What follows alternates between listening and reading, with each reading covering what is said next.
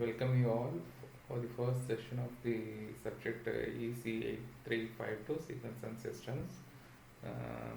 As you all know that we are going to deal with the Unit 1, the Introduction to Signals and Systems, and we are going to see about the first topic, that is signals.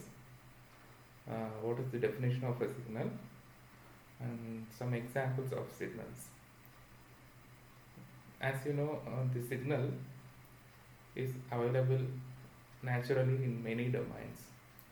For example, your current and voltage is a electrical signal. Okay, so what we are speaking is a speech signal. Okay, so then you have some communication signal in your mobile. Okay, so all these are very good examples of signals. And how do you define a signal?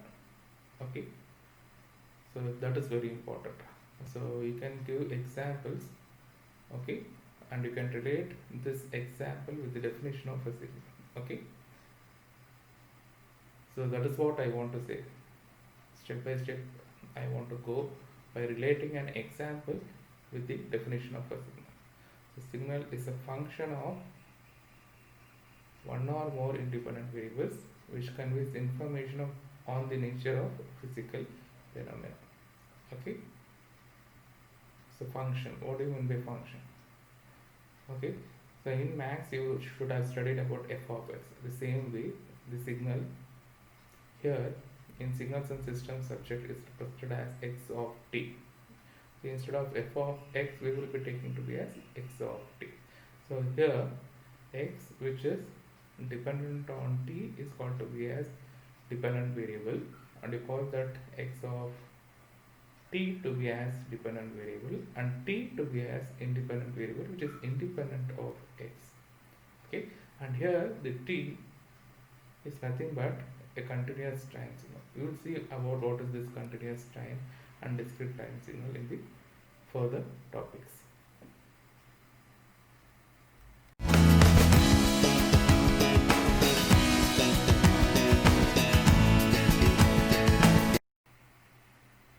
Welcome again, and in this session we are going to see about the types of signals.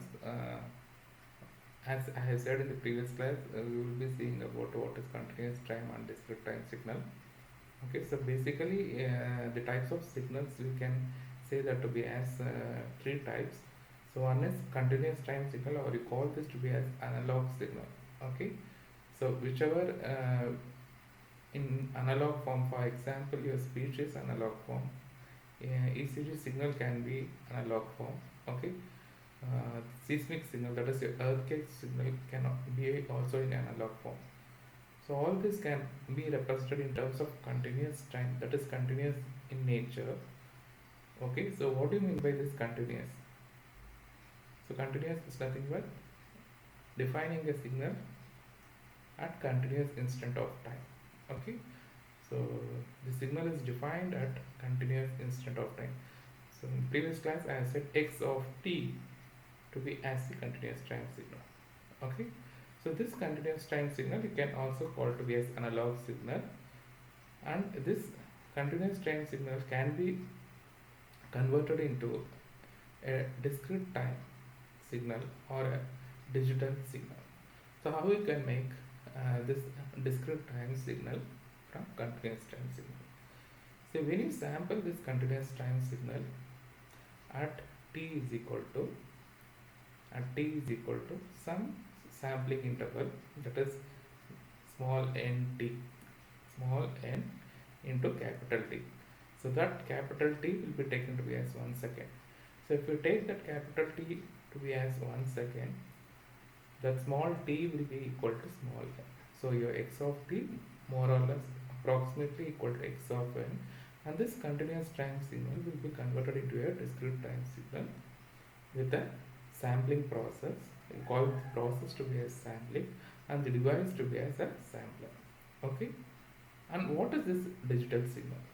So digital signal is nothing but representing your discrete time signal in the quantized domain with the combination of ones and zeros. Okay, So discrete time signal, you will have discrete amplitude, that is the amplitude will be 1, 1.2.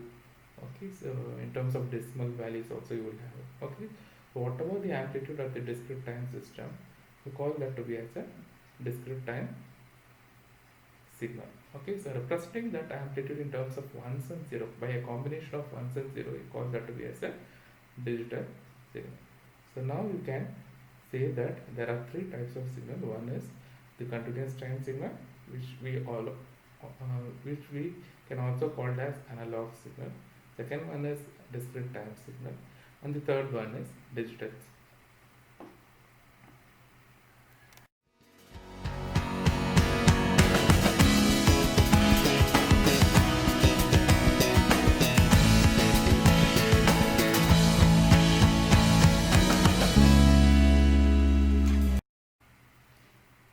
The next topic we are going to see is about the applications of signal.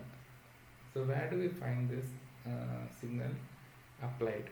Okay, so mainly this signal is applied for in the signal processing application. Okay, so the signal will be taken in analog form into a device called as a digital signal processor. Okay, so the digital signal processor will not have the input directly to be as the digital signal. Okay, so the analog form of input, that is either the speech or the ECG signal, what I have said in the previous class, seismic signal, will be converted into a digital form using a analog to digital converter. The analog to digital converter will have the output to be as a digital signal. So this output of the analog to digital converter will be taken as the input to the digital signal processor. So what I said, the output of the analog to digital converter is a digital signal. Okay, and the digital signal is given as the input to the digital signal processor. So the input to the digital signal processor will be processed, and the output will also be a digital signal. Okay, so mainly your signals will be applied in signal processing application, and the word that is DSP, that is a digital signal processing or a digital signal processor, is very important in our day-to-day life nowadays. Okay, because the digital signals are having far more advantage when compared to the analog signals. So I would like to state some of the advantages of digital signals when compared to analog signals. So one is the accuracy, the second one is power consumption, the third one is how far and the memory usage, how far it can be used in memory. Okay, the memory usage. Okay, so these are some of the advantages of a digital signal when compared to analog signal. But now this digital signal processing domain will find application. So that is what we say the application of signals. Okay, so digital signal processing has many applications in many fields, such as filtering of signals. Okay, in communication systems. Okay, so you need to filter some signals and then have as an input in certain part of your communication systems. So there it finds application. As a communication engineer, first we should learn how the signal has been used for your communication. Second, it can be used for your control system art, where it can be used to control certain type of appliances like that. Third, it can also be used in radar. Okay, so likewise, we can see many applications of the signal in related with your DSP applications. You can also take the seismology, where the seismic signals are quantized, digitized, and the values are stored for future reference. Okay, and in biomedical field, where it can be used for healthcare application like image processing, digital image processing. Using digital image processing, you can diagnose many diseases and rectify them. Okay, same. So likewise, we have many applications of the signals, which is finds used many industries with the help of this digital signal processing tech.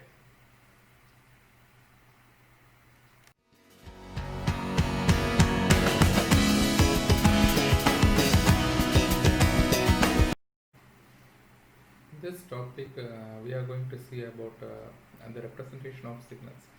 As I said, there are two types of signal, that is continuous time signal and discrete time signal. You can represent this continuous time and discrete time signal in various forms of representation. So there are basically four types. The first one is graphical representation. The second one is functional representation. Third one is tabular representation, and fourth one is sequence representation. This sequence representation alone, we will use only the discrete time signals to represent.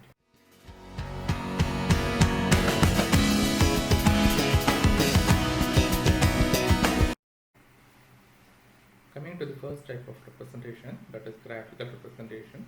As the name implies, the graphical representation is used to represent the signal in terms of graphs. That is, so you will take the independent variable. For example, in continuous time signal, the independent variable is t, and in discrete time signal, the independent variable is n. So you will take the independent variable in the x-axis and the dependent variable in y-axis. That is, t will be taken in x-axis and x of t will be taken in y-axis. This is for continuous time signal. For discrete time signal, you will take n on x-axis and x of n on y-axis. So just like you take for various values of x in mathematics and you plot f of x. So here you need to plot x of t by taking the various values of t for continuous time signal, and you have to plot x of n by taking for various values of n. So this is your graphical representation in brief.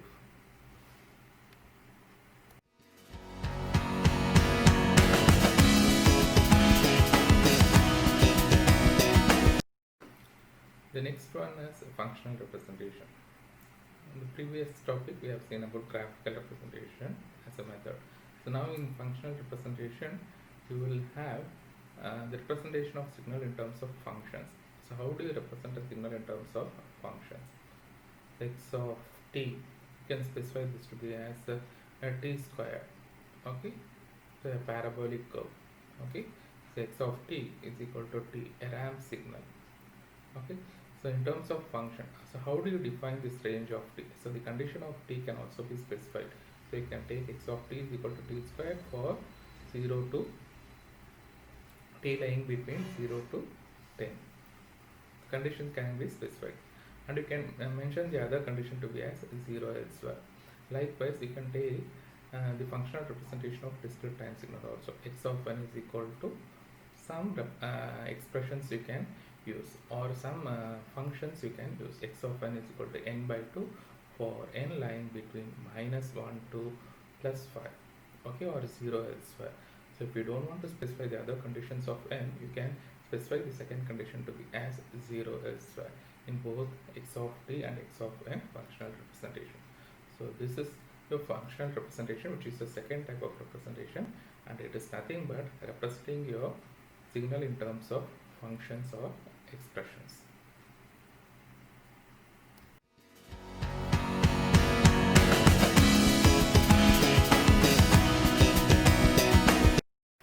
The third type of representation is tabular representation. So tabular representation, as the name implies, is nothing but tabulating your values of dependent and independent variable in tables. Okay, so here also you have both your continuous time signal and discrete time signals represented in terms of tables, and you can see this example very well in your mathematics. While drawing a graph, you need to put a table, then you put a graph. Okay, so this is the type of representation in a signal that you have learned in mathematics as in a single form for plotting any graphs. Okay, so your tabular representation will take a form of table by taking t in one sequence and x of t in other sequence for continuous time signal in the form of table, and for discrete time signal n in one sequence and x of n in another sequence, in the form of table for your discrete time signal.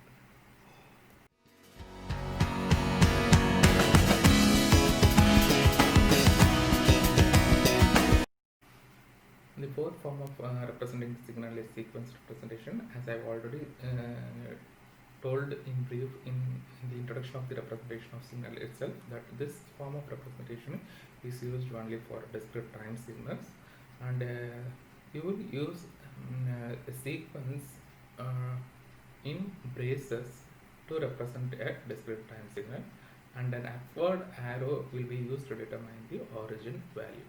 Okay, so when we go for problems, so this type of representation, that is a sequence representation, will be explained with a very good example.